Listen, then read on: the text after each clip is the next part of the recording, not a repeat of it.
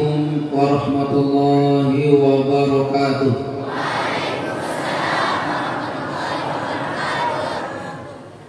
Alhamdulillahi rabbil alamin.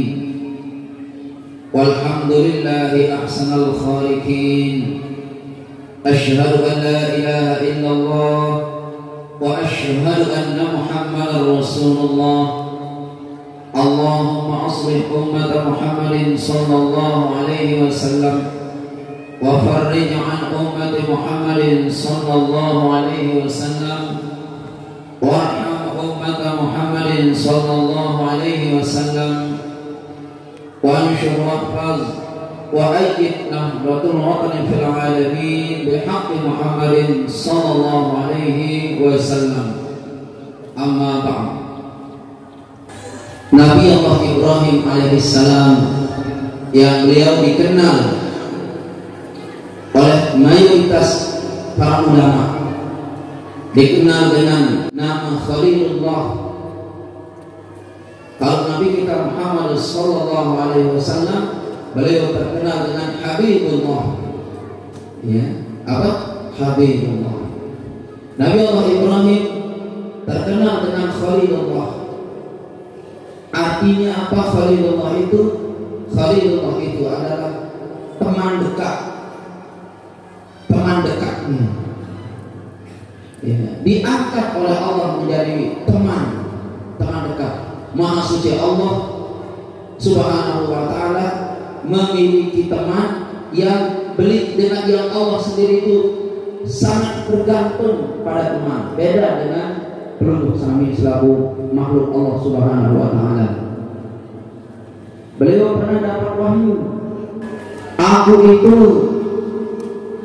cinta, uhibbul alim, aku sangat cinta kepada orang-orang yang alim. Terus kenapa? Karena aku sendiri maha alim. Ini informasi Allah kepada Nabi Allah Ibrahim alaihissalam. Allah cinta kepada orang-orang alim. Allah cinta kepada orang-orang alim. Dan kenapa Allah cinta kepada orang alim? Karena Allah itu maha alim. Alim. Ma makna alim? Apa itu yang dimaksud oleh alim? Sehingga Allah Subhanahu wa ta'ala cinta kepada orang-orang yang alim. Alim artinya yang sekalian banyak pengetahuannya. Lebih spesifik lagi, banyak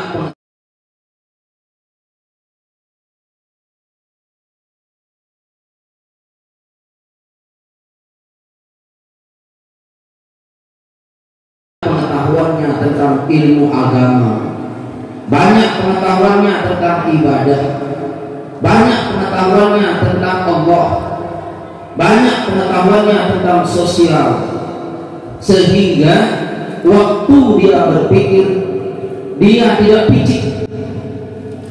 Kalau melihat satu substansi persoalan, dia tidak segera mengambil kesimpulan. Ini yang menyebabkan Allah cinta kepada orang-orang yang alim. Alim tentang dunia, alim tentang akhirat. Allah berfirman, "Walal akhiratu khairun laka minal ula." Walal akhiratu khairun laka minal ula. Di ayat lain, "Walal akhiratu khairun wa abqa." Negeri akhirat itu lebih baik, lebih utama, lebih baik dan lebih utama daripada negeri dunia. Kapan negeri akhirat lebih baik daripada dunia? Di mana negeri akhirat itu lebih baik daripada di dunia? Pada orang-orang yang di dalam hatinya itu ada iman. Kita ini ada iman tak jemaah? Ada iman di pelunduk. Itu negeri akhirat lebih baik daripada negeri ini jemaah. Makanya alim tahu persis duduk persoalan dunia luluh niki tidak sekali-kali akan ngeremon di permukaan bumi ini. Dan selalu akhirat, kita alim tentang akhirat, maka harga akhirat itu jamaah sekalian, itu harga yang paling kita utamakan. Dia teringat itu ada orang sakit. Ini cerita ini datangnya dari negeri Yaman. Ada orang Islam sakit, tutulai berobat, bikin jamaah sekalian. Dia stroke lah bahasa Indonesia, bikin stroke full. Lalu berobat, yang mengobati ini adalah dokter perempuan spesialis. Pas lalu berobat, saya sakit pak. Diam nih. Apa yang sakit? Stroke nih. Full stroke dari atas sampai bawah. Umi dokter nih. Mereka disembuh mau. Kalau bapak mau sembuh semua, hendaklah bapak menyerahkan seluruh harta bapak. Oleh dokter ini, seluruh harta bapak serahkan. Katanya sih, bagus. Kata dokter perempuan itu, bisa tidak bapak semua harta benda itu bapak serahkan ke dia? Aku nih pasien ini, pokok sehat bu dokter.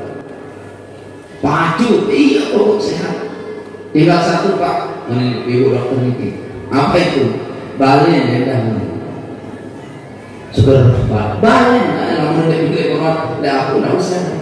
Kata orang ini bisa kita ambil dah rumahnya. Tanda tangan di atas materai. Oke. Lalu dia serahkan semua hartanya. Yang dia serahkan dulu setengah. Bawa serah setengah dulu. Kemudian pasien ini bisa oleh dokter. Dia serahkan setengah hartanya. Mulai diobati. Pas diobati, 1 minggu berjalan pengobatan, maka pasien ini sembuhnya stoik. Si kanan doang sembuh, naik si kanan tahun gerak-gerak, iman si kanan tahun gerak-gerak, penendang si kanan tahun kejit-kejit. Kata dokter ini, kata pasien ini, ayo bu dokter, sembuhkan dia. Ayo, kata dokter ini, sebentar dulu. Rumah memiliki serahkan harta pendudukkan setengah, maka dia obati setengah. Oh kalau kita semua hartanya, maka pasti serahkan hartanya semua. Maka dokter ini pun mengerahkan kemampuan keilmuannya, maka orang ini sembuh semua, total sembuh. Pas dia sembuh, dia serahkan semua harta bendanya, kandang ayamnya, kandang sapinya, pajerunya, uangnya, semua dia serahkan. Bahkan rumahnya dia serahkan. Tahu-tahu zaman sekalian, si pasien ini dia berbalik. Kata dokter, wahai pasien itu pulang, silakan pulang, belum sudah sembuh. Kata pasien, biar kalau udah kayak baik, dia balik. Baik dia balik katanya. Oh dia balik dia mendoa kau mati. Ingat kau mati. Selinang enggak dia. Sentuh sapi pak kau mati. Umbek lagi. Kata dokter ini, wahai pasien, apa agama perlu? Islam. Siapa Nabi perlu? Allah. Terus kamu tahu ya, saya seorang dokter spesialis, agama saya Nasrani. Agama saya Nasrani katanya. Terus belum memiliki berobat sampai ujung dunia. Coba dia tanya belum, mana lebih baik negeri akhirat daripada negeri dunia? Oh basil mustaqtutimu walal akhiratu khairul laka minal ulai. Itu hasil di tohon. Dia basil mustaqtutimu, negeri akhirat lebih baik. Itu ajaran beliau. Dan itu juga ajaran Rasulullah Sallallahu Alaihi Wasallam. Oh iya minta ya si guru nenggi, iya bahasa Nabi dulu nenggi. Bahkan Al-Quran yang saya imani itu juga keterangan yang aku bisa dapatkan di sana. Kalau begitu, akhirat lebih baik, negeri akhirat lebih utama darimu, wahai orang beriman. Kenapa kau berobat sampai di ujung dunia, menghabiskan harta bendamu, bahkan sampai rumahmu kamu korbankan untuk negeri akhirat? Berarti kamu ini, wahai orang Islam yang beriman kepada Allah, Ilahi, dan Rasul Muhammad, kau bohongi yang kamu imani. Aku Nasrani, endek ke dalam lalu hidup di dunia, mau sakit-sakit, waktu mati ya mati. Kamu ini berobat keliling dunia sampai habis duit bandel, sampai habis karena benang untuk mengejar negeri yang tidak abadi ini, yaitu negeri dunia. Kau abaikan negeri akhirat. Al-Quranmu berkata, gurumu berkata, nabimu berkata, negeri akhirat lebih baik daripada negeri dunia, tetapi kamu tidak percaya terhadap nabi dan Al-Quranmu. Iya mungkin ceramah si ibu dokter niki melengung dengan kita tuh ibu dokter. Aku Nasrani nih, aku andai kata aku seperti ini, aku tidak mau berobat apa adanya aja, sudah. Aku tunggu keputusan Allah. Bukan berarti aku tidak berikhtiar. Aku berikhtiar, tetapi tidak sampai mengorbankan anak istriku untuk mengejar dunia. Perlu memiliki mengejar dunia untuk membela kesehatanmu. Ketahuilah wahai kaum muslimin, kata dokter ini, itu negeri akhirat lebih baik daripada nanti wah dia hidup di dunia budaya mikir. Terus nanti benar ada yang tahu nih, enggak.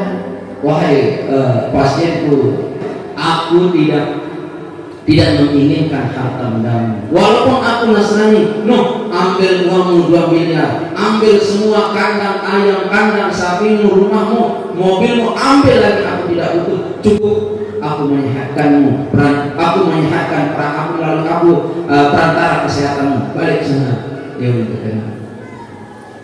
Karena ini contoh jamaah sekalian, kalau belum sakit nih, hadirkan aura-aura akhirat. Hadirkan aura akhirat. Undang situasi ukhrawi dalam diri kita. Dan mulai sakit, undang aura-aura ukhrawi. Iya, sakit hati. Sakit hati, Bu. Lunas. Hei, ini tak ada sakit hati.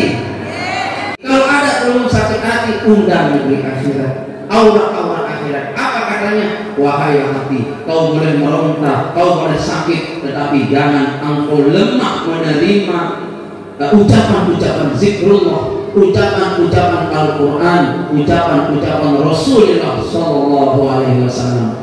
Lalu sakit hati berat dan diterima. Lunas. Bapak-bapak juga kalau sakit hati berat ini. Nah, sakit ekonomi, undang aura akhirat. Sabar, itu akhirat itu. Syukur itu akhirat. Syukur itu akhirat. Sabar itu perbendaharaan akhirat. Tasbih, perbendaharaan akhirat. Dan kehadiran penerus kami hari ini adalah ini aura-aura negeri akhirat. Inilah akhirat. Ada tidak dunia bersama kita sekarang ini? Ada, duduknya pelungguh di dunia, tetapi sungguh duduk pelungguh. Dan duduknya kami yang tempat di atas tidak membuat sakit hati, iri hati, cemburu hati. Kalau di satu tempat tidak ada iri hati, cemburu hati, gedek hati, emosi hati, itu adalah tata cara orang hidup di akhirat. Nunas, gedek belum yang di atas. Nah, itu lagi. Nah, kalau ini negeri akhirat ini. Jelas? Maka jamaah-jamaahnya yang sakit hari ini, di akhirat itu tidak ada namanya kencing manis, tidak ada namanya spilis, tidak ada namanya stroke, tidak ada namanya kerasukan, tidak ada namanya sakit sitomenek, tidak ada namanya sakit mata. Di akhirat itu tidak ada. Ini ada situasi aura-aura akhirat, energi akhirat hadir hari ini. Tolong letakkan penyakitmu, letakkan susahmu, copot semua sakit-sakitmu pada hari ini. Manakala tawajuh kita, kalimat-kalimat doa tawajuh kita baca bersama-sama, biiznillah Allah akan singkirkan penyakit itu. Letakkan dia di tempat ini. Apa terletak? Penyakit kita. Apa juga? Semuanya. Jadi hitung-hitung lalu. Nah, oleh sebab itu orang alimlah yang tahu persoalan ini, ya Mas sekalian. Maka di dalam Al-Quran Allah Subhanahu wa Ta'ala, setelah orang ini menjadi orang alim, lalu Allah cintai, aku tidak cukup mendapatkan cinta, tetapi aku juga membutuhkan sayangnya Allah. Makanya Allah lainkan kalimat kasih dan sayangnya, cinta dan sayangnya. Allah clean, manis. Ini sifat kasih Allah, ini sifat sayang Allah. Ini namanya kasih Rahman, ini namanya Rahim, namanya kasih. Yang dikasihi otomatis dicintai, yang dicintai belum tentu dikasihi. Sebab yang namanya orang bisa bohong itu adalah dicinta. Kalau sudah masuk ke daerah kasih, tidak ada kebohongan di sana. Pelurus kami ini kasihi atau cintai jamaah Allah, atau sayangi jamaah Allah. Sayangi, lunas. Nah, oleh sebab itu jamaah sekalian, Allah Subhanahu wa Ta'ala mencintai orang-orang alim. Orang-orang innama yakhshallahu min ibadihi al-ulama. Sesungguhnya yang paling takut kepada Allah adalah para ulama-ulama. Para ulama-ulama yang segera takut kepada Allah. Tetapi waktu dia takut kepada Allah, ada juga ulama-ulama yang tidak takut kepada Allah. Makanya kata alim, orang yang berprofesi sebagai orang alim, ada digeser oleh Al-Quran. Status keulamaannya menjadi orang-orang yang robbaniyun. Ada orang yang menjadi ribbiyun. Ada orang yang menjadi robbaniyun. Itu dalam Al-Quran. Al-Ma'idah sama Al-Imran. Al-Ma'idah 2 kali. Jamaah sekalian, rahimani wa iyyakumullah. Siapa orang yang robbaniyun? Siapa orang yang ribbiyun? Siapa orang yang robbaniyin? Siapa itu? Orang-orang itu jamaah sekalian Allah angkat menjadi orang-orang yang robbaniyun, ribbiyun, robbaniyin. Itu diangkat dari orang-orang yang alim. Mustahil orang bisa robbaniyun, ribbiyun kalau dia tidak alim. Benasan jamaah sekalian. Nah, di sini ada di dulu sering berkata tarbiyah itu senada dengan kata dari Rob. Allah itu juga disebut dengan Rob. Makna Rob? Apa arti Rob? Robbi artinya bukan sekedar Allah itu wujud zatnya sekedar ilahiyah, tetapi rububiyah. Dia adalah Allah, bukan sekedar disembah, tetapi Allah juga mendidik. Rob artinya Allah yang maha mendidik. Allah maha mendidik. Nabi kita Muhammad sallallahu alaihi wasallam, beliau ummi, tidak bisa baca tulis. Allah wafatkan ayahanda beliau berumur 2 tahun 2 bulan. Berumur 2 bulan beliau ayahandanya wafat. Lalu ibunda wafat, orang-orang dekatnya wafat. Allah ada unsur kesengajaan roh. Allah menunjukkan sifat rububiyahnya, mentarbiyah Rasulullah, mendidik Rasulullah. Sungguh pendidikan yang Allah berikan terkhusus kepada Nabi itu murni bimbingan dan pendidikan dari Allah Subhanahu wa Ta'ala. Nah, oleh sebab itu jemaah sekalian, berharap kita ini mendapat apa? Mendapat bimbingan Allah, tarbiyah Allah. Bisa tidak kita dapat bimbingan Allah? Bisa, karena Allah bersifat Rabbi, Maha mendidik. Maha apa? Maha mendidik. Allah itu Maha mendidik. Makanya di dalam Al-Quran ada orang digolongkan Rabbiyun. Itu ada orang Rabbiyun. Ada orang yang dijuluki oleh Allah Subhanahu wa Ta'ala Rabbaniyun. Ada orang dijuluki oleh Allah Rabbiyun. Ini semua lain-lain ya mas sekali. Dan ini manusia langka, bukan sembarang manusia. Maka oleh Allah Subhanahu wa Ta'ala, kalau belum mendapatkan bimbingan dari seorang guru, mudah nih. Lalu ke guru serabi apa tahun? Ya serabi. Lalu ke guru ngelas apa tahun? Sambung besi. Lalu ke guru lowong apa tahun? Lowong. Nah, kepada Allah Subhanahu wa Ta'ala, apa yang diajarkan oleh Allah Subhanahu wa Ta'ala, apa yang diajarkan oleh Allah Subhanahu wa Ta'ala yang perlu dikira sekalian, yang diajarkan oleh Allah Subhanahu wa Ta'ala adalah harga dunia, harga akhirat. Lalu setelah belum tahu harga dunia, harga akhirat, lalu Allah mengatakan, ini aku maha kuasa, maha mampu. Keadaanku dalam menyelesaikan persoalan adalah ada di kata innama amruhu.